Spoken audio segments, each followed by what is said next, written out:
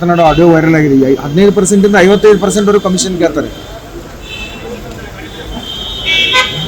63 ಕಾಂಗ್ರೆಸ್ ಸರ್ಕಾರ ರಾಜ್ಯದಲ್ಲಿ ಅಸ್ತಿತ್ವ ಬಂದಾಗಿನಿಂದ ಭ್ರಷ್ಟಾಚಾರದ ಮುಖೇನ ಕಾಂಗ್ರೆಸ್ ಪಕ್ಷದ ಹೈಕಮಾಂಡ್ಗೆ ಹಣ ಸಂದಾಯ ಮಾಡುವಂಥದ್ದು ಹಿಂದಿನಿಂದ ಕೂಡ ಹೇಳ್ಕೊಂಡು ಬಂದಾಯ್ತು. ರಾಜ್ಯದಲ್ಲಿ ಕಾಂಗ್ರೆಸ್ ಸರ್ಕಾರ ಅಧಿಕಾರಕ್ಕೆ ಬಂದ್ರೆ ಅವರ ಹೈಕಮಾಂಡ್ಗೆ ATM ಪರಿವರ್ತನೆ ಆಗ್ತದೆ ಅಂತ ಹೇಳಿ ಎಸ್ಟಿ ಡೆವಲಪ್ಮೆಂಟ್ ಕಾರ್ಪೊರೇಷನ್ ವಾಲ್ಮೀಕಿ ಅಭಿವೃದ್ಧಿ ನಿಗಮದ ಹಗರಣದಲ್ಲಿ ಯಾವ ರೀತಿ ಅದಾದ್ಮೇಲೆ ಒಂದಾದರಂತೆ ಒಂದಂತೆ ಇವತ್ತು ಹಗರಣಗಳು ನಡೀತಾ ಇರುವಂಥದ್ದು. ಹೈಕಮಾಂಡ್ ಅನ್ನ ತೃಪ್ತಿಪಡಿಸೋದಕ್ಕೆ ಒಂದು ಕಾಂಟ್ರಾಕ್ಟರ್ ಹತ್ರ ವಸೂಲಿ ಮಾಡುವಂಥದ್ದು, ಕಾಂಟ್ರಾಕ್ಟರ್ ಅಸೋಸಿಯೇಷನ್ ಅಧ್ಯಕ್ಷರು ಕೂಡ ಪತ್ರನ ಬರೆದಿರುವಂಥದ್ದು ಕೂಡ ನಮಗೆಲ್ಲ ಗಮನದಲ್ಲಿದೆ.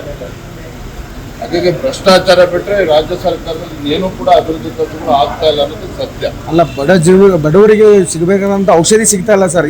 ನೋಡಿ, ಅವರಿಗೆ ಬಡವರಾದ್ರೇನು ಶ್ರೀಮಂತರಾದ್ರೇನು ಇವರಿಗೆ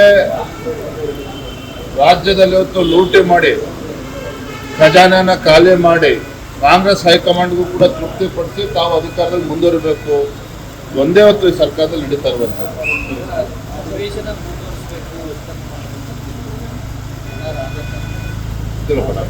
ಕೃಷ್ಣ ಬೈರೇಗೌಡ ವಿರೋಧ ಪಕ್ಷದ ನಾಯಕರ ಬಗ್ಗೆ ಪತ್ರವನ್ನು ಕೂಡ ಬರೆದಿದ್ದಾರೆ.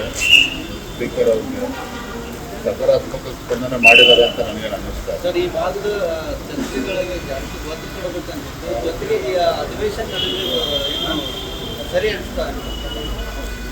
ಪಾಪ ನೀವು ಮುಖ್ಯಮಂತ್ರಿಗಳ ಪರಿಸ್ಥಿತಿಯನ್ನು ಅರ್ಥ ಮಾಡ್ಕೊಳ್ಳಿ. ಇದು ಔಟ್ ಗೋಯಿಂಗ್ ಚೀಫ್ ಮಿನಿಸ್ಟರ್ ಯಾವಾಗ ರಾಜೀನಾಮೆ ಕೊಡ್ತಾರೋ ಯಾರಿಗೂ ಕೂಡ ಅದ್ರ ಬಗ್ಗೆ ಮಾಹಿತಿ ಇಲ್ಲ. ಮುಖ್ಯಮಂತ್ರಿಗಳ ಮಾತಿನ ದಾಟಿಯನ್ನು ನೋಡಿದ್ರೆ ನಿಮಗೆ ಅರ್ಥ ಆಗ್ತದೆ, ಹೋಲಿ ಬಿಡಪ್ಪ ಪಾಪ ಎಷ್ಟು ದಿನ ಇರ್ತಾರೆ ಅಂತ ಎಲ್ರಿಗೂ ಅನ್ಸುತ್ತೆ ಸಹಜ. ಹಾಗಾಗಿ ಒಬ್ಬ ಔಟ್ ಗೋಯಿಂಗ್ ಚೀಫ್ ಮಿನಿಸ್ಟರಿಂದ ಈ ಸದನದಲ್ಲಿ ಏನೇ ಚರ್ಚೆ ಆದರೂ ಕೂಡ ಪರಿಹಾರ ಸಿಗ್ತದೆ ಅನ್ನುವ ಆಶಾಭಾವನೆ ನಮಗೇನು ಇರಲಿಲ್ಲ.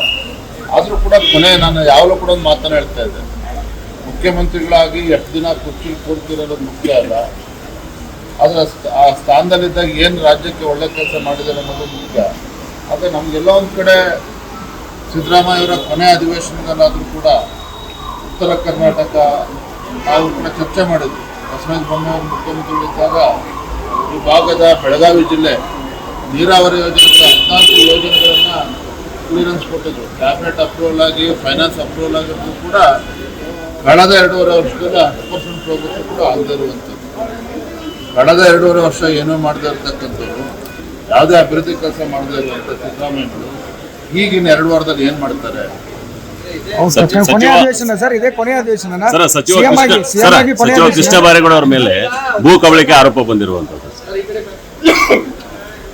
ಕಂದಾಯ ಸಚಿವರು ಕೃಷ್ಣ ಬೈರೇಗೌಡ ಅವರ ವಿರುದ್ಧ ಏನು ನಾವು ಆರೋಪ ಮಾಡಿದ್ದೆ ಬಹಳ ಗಂಭೀರವಾಗಿರುವ ಸ್ವರೂಪ ಇದೆ. ಯಾಕೆಂದ್ರೆ ಕಂದಾಯ ಸಚಿವರಾಗಿ ಅವರೇನೆ ದಾಖಲಾತಿಗಳನ್ನ ಸರಿಯಾಗಿ ಪರಿಶೀಲನೆ ಮಾಡ್ದೇನೆ ನಮ್ಮ ತಂದೆ ಕಾಲದ್ದು ನಮ್ಮ ತಾತನ ಕಾಲದ್ದು ಅಂತೇಳಿ ಅಕ್ರಮ ನಡೆಸ್ಬೋದಾ? ಅದು ಕಾನೂನಲ್ಲಿ ಅವಕಾಶ ಇದೆ. ಹಾಗಾದ್ರೆ ಇದು ಬಹಳ ಗಂಭೀರವಾಗಿರ್ತಕ್ಕಂಥ ವಿಚಾರ.